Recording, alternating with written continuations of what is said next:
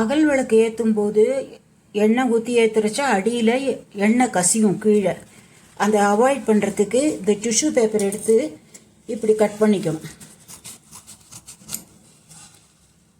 சின்ன சின்னதாக கட் பண்ணிக்கணும். அடியில் மட்டும் இருக்கிற மாதிரி விளக்கு மேலே திரியில் பட்டுடாமல் இப்படி கட் பண்ணிக்கணும்.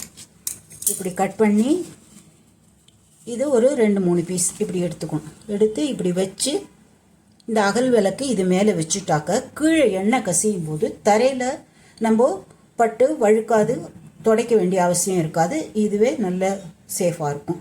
இந்த மாதிரி வச்சாக்க அந்த எண்ணெய் கசியறது இது சக் பண்ணிக்கும். இந்த மாதிரி பண்ணுறது பெட்டராக இருக்கும்.